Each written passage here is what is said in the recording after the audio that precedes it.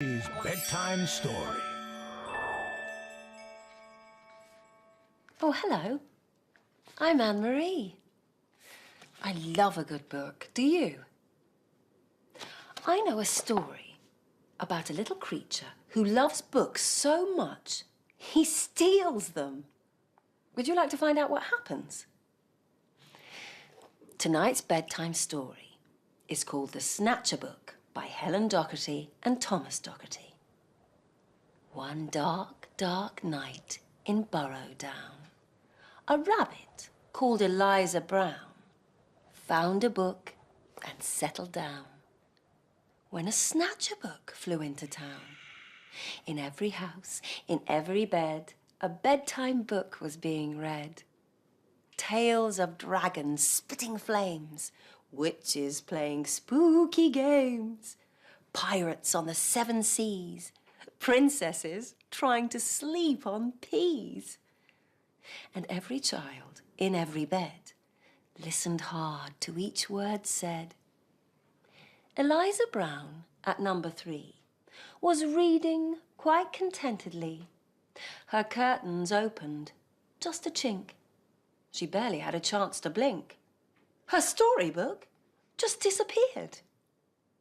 Eliza found that very weird.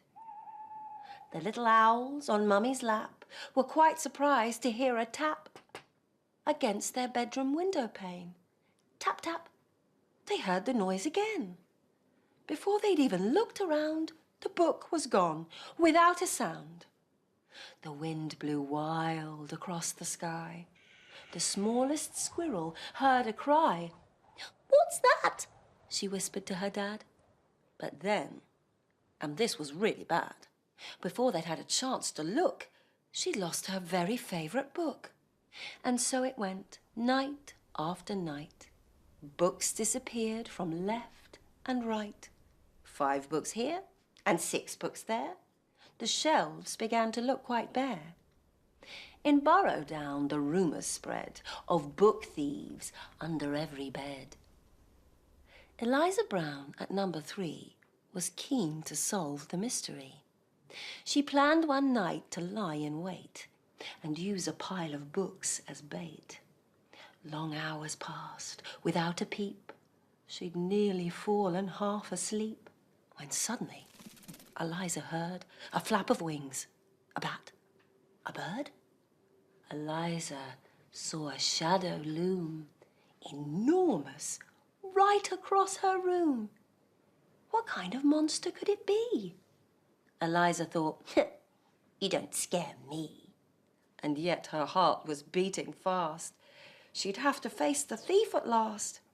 She threw the window open wide and shouted to the thing outside, "Stop stealing all our books right now! Just give them back. I don't care how." I'm sorry," came a little voice. "I really am. I had no choice." Eliza looked down in surprise. She couldn't quite believe her eyes. "So, who are you? And what's your name?" The creature hung its head in shame. He mumbled with a mournful look, "I'm just a little Snatchabook." Eliza nodded solemnly. She sat the creature on her knee. "You can't just come and help yourself to every book on every shelf." A tear rolled from the creature's eye, and softly he began to cry. "I know it's wrong, but can't you see? I've got no one to read to me." Eliza sighed. He looked so sad. If he just had a mum or dad to read him stories every night, well, then he might behave all right. That very night, they hatched a plan. And so, the Snatchabook began to give back all the books he'd nicked. Eliza Brown was very strict. And trying hard to prove himself, he stacked them neatly on each shelf. And when he'd made his full amends, Eliza called on all her friends and told them how he'd worked all night to turn a wrong into a right. And now, each night in Burrowdown, as darkness falls upon the town, in every house, in every bed, a bedtime book is being read. And if you take a closer look, you might just see the Snatchabook perched happily on someone's bed, listening hard to each word said. That story was called The Snatchabook. Now it's time for you to settle down and go to sleep. And who knows? Maybe the Snatchabook will come and visit you one day. Sweet dreams.